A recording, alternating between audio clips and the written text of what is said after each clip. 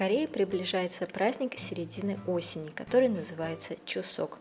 На этот праздник готовят много разных особенных блюд, одно из которых чапче. Мы приготовим сегодня его овощную версию. Для этого нам потребуется один кабачок, цукини достаточно большого размера. Мы будем готовить вариант без крахмальной, без лапши и сладкого картофеля, который я сейчас не могу купить, и, может быть, некоторые тоже не могут ее купить, и этот рецепт будет для них полезен. Также 2 красных перца чили. Если не хотите острое, тогда просто замените на красную паприку. И также нам потребуются грибы. Я использую шампиньоны, 4 шампиньона в общей сложности нам потребуется, а точнее их шапочки, а ножки мы нарезать не будем. Итак, приступаем. Цукини мы, конечно же, моем, отрезаем ему края и разрезаем кабачок на куски в 5 сантиметров длиной. После этого мы должны будем срезать с каждого куска кожуру. Делаем мы это вот таким вот образом. Мы срезаем кожуру, именно вот эту зеленую часть. Обратите внимание и на заднюю часть движения ножа тоже. То есть смотрите то спереди, то сзади, чтобы не захватить слишком много или слишком мало. И будьте аккуратны.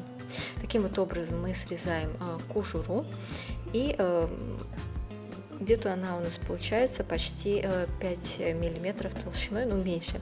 То, что останется, вот оставшаяся часть кабачка, не выбрасываем, можно дэнджан чаге с этим приготовить.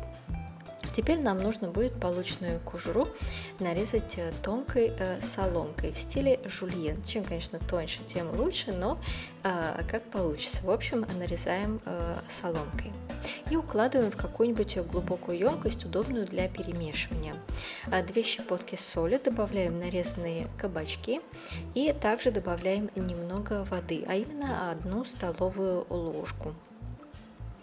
Добавив соль и воду, мы все это хорошо перемешиваем и отставляем это в сторону где-то минут на 10, можно и больше, в общем, пока подготовим все остальные ингредиенты. Далее, 3 яйца нам с вами будет нужно. Мы должны будем отделить желтки от белка. Я делаю это вот таким вот образом, вы можете сделать это любым другим удобным для вас образом. И снимаем с желтков вот такие вот белые штуки, не знаю, как называются. Это сделать, кстати, нелегко, но мы их убираем. Затем белок мы должны будем размешать венчиком, не взбить, а размешать. Можно сделать это вилкой или азиатскими палочками. Добавляем туда пол чайной ложки соли и делаем крахмальную воду.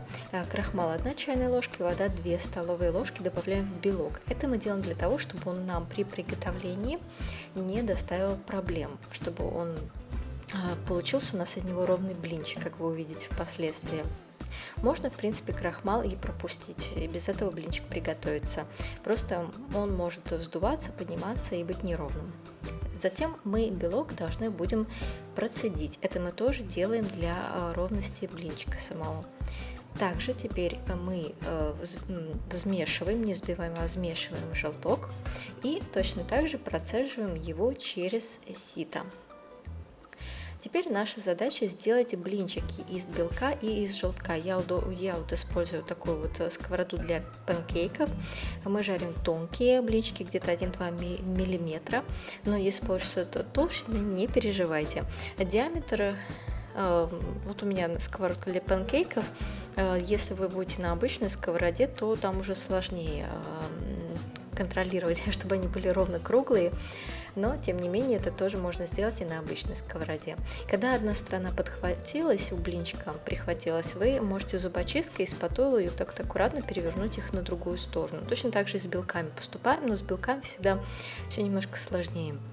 Когда блинчики готовы, мы должны их остудить, так чтобы до них можно было дотрагиваться, и остывшими их нарезать гораздо проще. Обрезаем края до ровной формы и нарезаем соломкой длиной в 5 сантиметров. Точно так же, как, то есть та же длина, что у нас была и у кабачка.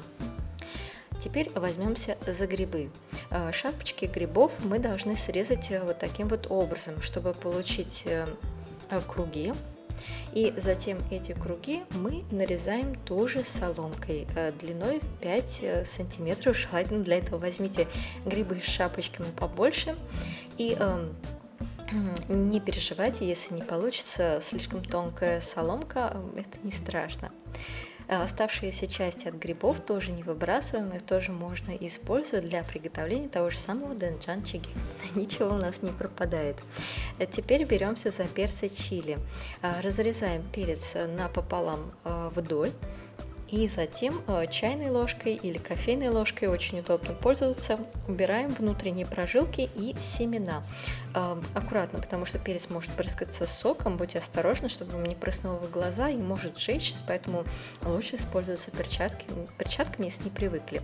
И сложите перцы так, чтобы они совпадали с друг другом по форме, чтобы они ровно друг друга легли, и нарезаем их соломкой в 5 сантиметров длиной, тоже тонкой соломкой. Как я и говорил, можно заменить на красную паприку, а желток можно заменить на желтую паприку, например, белую часть, белок можно заменить на например, лук, если вы хотите полностью вегетарианскую версию. Вообще каждый цвет здесь соответствует определенной колористике. Это такая особенность в корейской кухне. Например, синий – это кабачок, белый – белок, желтый – желток, черный – это грибы, а красный – это перец чили. Вот такая вот уникальная особенность корейской кухни. Это система 5 цветов Обансек. Вообще очень много интересного корейской кухни вы можете узнать на моем инстаграме, на который, если вы еще не подписаны, можете подписаться, и там я постоянно делаю интересные такие обзоры по корейской кулинарии. Мы возвращаемся к приготовлению блюда. Итак, 10 минут прошло, и мы отжимаем из кабачка жидкость, лишнюю воду. И затем делаем соус. Берем молотый чеснок, 1 столовую ложку, у меня он был замороженный, вот я его разминаю пальцами. И добавляем сахар, 1 столовую ложку. Если не хотите сахар, можно заменить на сироп или экстракт сливы. Также добавляем рисовое вино, мирин 1 столовую ложку, если нет, просто пропустите. И соевый соус 1 или 2 столовые ложки. Если хотите такой легкий вкус, то 1 столовую ложку. Если такой богатый, насыщенный, то 2 столовые ложки, тоже как кто любит. И хорошо перемешиваем соус. Собственно говоря, все подготовлено, можно приступать уже непосредственно к приготовлению. Мы нагреваем сковороду с растительным маслом, 2 столовые ложки, распределяем масло по сковороде и сначала жарим грибы. Жарим мы на среднем огне, все время помешиваем. Сначала грибы дадут воду, и тогда, когда уже они будут готовы на 80%, то тогда мы закладываем кабачок и продолжаем жарить на среднем огне, все время помешивая, пока кабачок не поменяет свой цвет. Тогда мы закладываем перцы чили и продолжаем на среднем огне все это готовить, все время помешивая, пока перец чили не размякнет, пока он не станет гибким. Тогда мы сдвигаем овощи в сторону, заливаем соус и должны будем его нагреть. Можно сказать, так его немного покипятить. И когда вы видите, что вот он начал так вот кипеть, вы смешиваете соус вместе с овощами. Хорошо перемешиваем, чтобы овощи пропитались соусом. И тогда добавляем яйцо, это белок и желток. И все еще раз хорошо перемешиваем. Здесь уже будьте аккуратны, потому что яйца, они достаточно ломкие, поэтому не слишком усердствуйте в перемешивании. После перемешивания добавляем кунжутное масло 1 столовую ложку, выключаем огонь и еще раз все хорошо перемешиваем. Затем добавляем немного черного молотого перца по вкусу или пропускаем черный молотый перец и еще раз все перемешиваем и, собственно говоря, блюдо готово, можно подавать его к столу. Благодарю вас за просмотр, надеюсь, что вам было интересно. В ближайшее время мы приготовим еще несколько блюд, которые относятся именно к праздничному столу, вот этого праздника Чусок, который будет у нас 1 октября в Корее.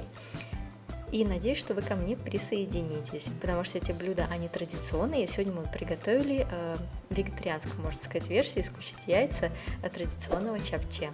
Здесь приведен способ приготовления. Лайкайте, подписывайтесь. Приятного аппетита!